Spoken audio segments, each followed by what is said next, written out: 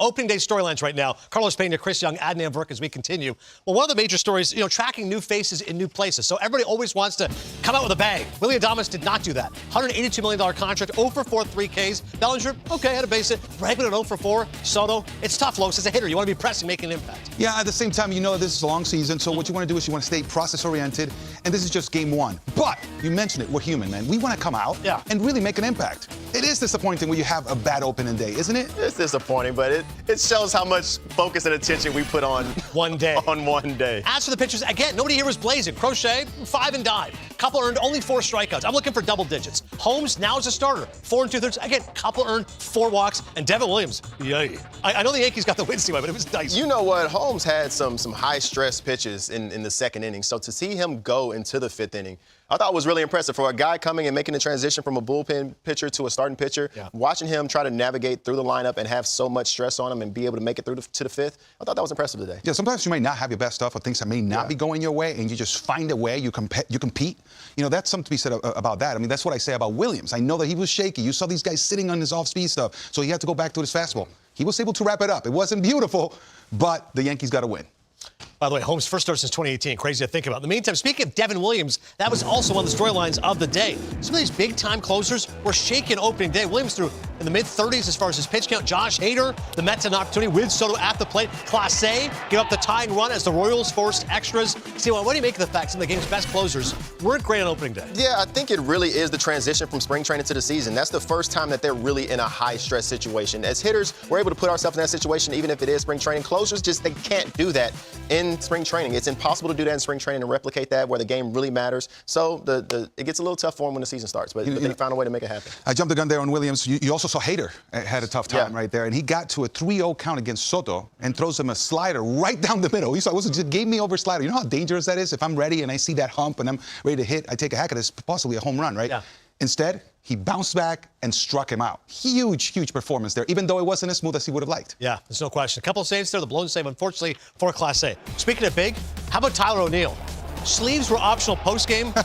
Los, this guy, 6th straight opening day of the home run, and there's his pops. Absolutely, Jack. This pitch was off the plate. He stayed on it, and he knew it. As soon as he hit it, see why he's like, that ball is not staying in the park. You're on a list with Todd Hundley, Gary Carter, and Yogi Berra. And again, the key for me, CY, is consecutive. If you said in a 13-year career, I had 6 opening day home runs, still amazing. But 6 straight years? Yeah, consecutive, and to have it be, okay, I'm just going to go oppo this time, hit the ball the other way. That means that you're not trying to do too much. You're letting the game come to you, and it's just lined up for you right now. It was fate. This is meant to happen for Tyler O'Neill. Nobody's better on opening night than Tyler O'Neill. All right, as far as the other stories, how about Mackenzie Gore? 13 strikeouts and no walks. Sensational for the Washington Nationals. Yeah, Mackenzie Gore really turned some heads. The Phillies know for sure. If they didn't know before, they know who Mackenzie Gore is right now. I know they've seen him before with them being in the same division, but he was able to mix and match and keep the Phillies hitters off balance the entirety that he was in the game. Yes, they gave up the game late, but Mackenzie Gore did a fascinating job today. On a list with J.R. Richard, the Houston Astros, and Bob Gibson, one of the game's all-time greats in terms of 13 strikeouts without a walk on opening day. Going way back. Impressive work from Gore today. An inconvenient truth. And as far as trends to expect in 2025, CY, what do you got? You know what? Watching the game, even over the past couple of years, Los, what I'm loving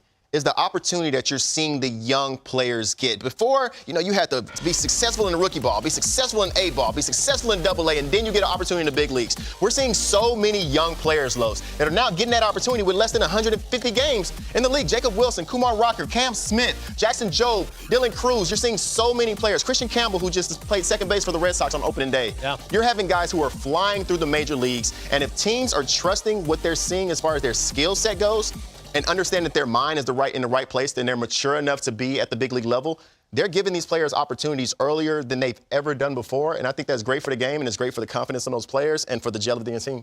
You know what? I like this trend, right? Yeah. Because if you have this type of talent, why would you keep it in the minor leagues? I think there was before some misconception, maybe it was tradition. You need seasoning. Yes. Stay in the minor leagues, man. You need your 1,000 at-bats, and then we'll call you up. 1,000. Remember that? It was crazy. Legitimately. Now, you're crushing it in the minors, but you wouldn't get the call. Now you just say, why wait? Let's just get this thing rolling. It's time to get a little nuts here, okay? Our producer, Ian, cooking this up. I love it. Numbers, narratives, and nonsense, and CP's got a bat in his hand, so watch out. I don't know why, but hey, I'll show you why.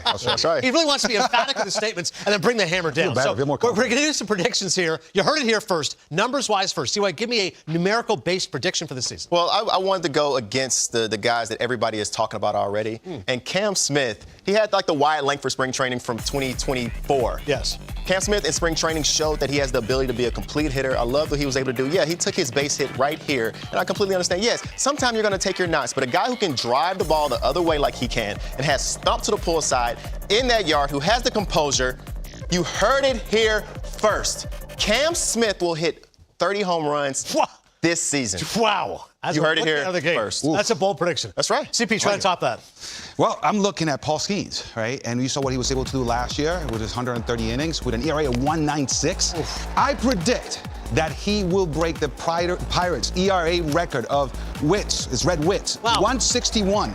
In 1958, he had a 161 ERA. Paul Skeens is going to break it. I'm going to tell you why. Not in today's game. A 1.5 ERA? That's nuts. Wait a second. Now you have Brent Strom in your corner. Brent Strom, assistant pitching coach over there. Yeah. You know what he did with Cole over there in Houston with Verlander. And now you have Paul Skeens, arguably one of the guys that has the nastiest pitches in the history of baseball, right, that we've seen. The young, reminds me of Roger Clemens, a young Pedro Martinez. And now you have Brent Strom in your corner, the master chess player. 1.5 ERA, Los? That's He breaks the record. You wanted a bold prediction. You definitely went bold. Am I dancing around this? I'm being bold here. You are being bold. I love Cole Reagans, the Kansas City Royals. He was 4th in Cy Young voting last season. My bold prediction is he's going to set the single-season record for most strikeouts in a season by a Royals pitcher. Take that, Brett Saber. How about that, and he's going to win the Cy Young. Cole Reagans, hop aboard the Cole train right now. And you're giving me a hard time? My guy had 223 strikeouts. He's just going to beat Leonard and Greinke. Another 20 Ks and give this guy a son. Just another 20 Ks. Another 20 Ks. Give him 250. He'll be ready to rock. Okay, now we'll go to narratives. Not numerically based, just, storylines we're expecting this year. See why. Storylines, everybody's talking about who's going to be the first guy to get traded this year. Will it be a Dylan Cease, who maybe the Padres talked about trading in the offseason? Or will it be Sandy Alcantara? I think it's going to be Sandy Alcantara. How did I say that?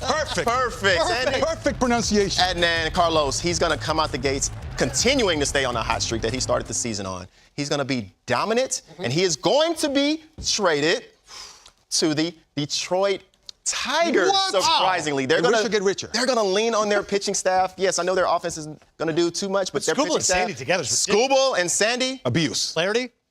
Let's go. Let's go. It's going to happen. They have 7 prospects in the top 100. It's going to happen. I like it. Mark it. This is fun. All right. What you got? Close, what do you got? All right. I'm looking at Ellie De La Cruz over there in Cincinnati. All right. If I am ownership, if I'm Cincinnati Reds owner, I'm thinking I need to lock this guy up. This guy is the most exciting player outside of Shohei Ohtani, right?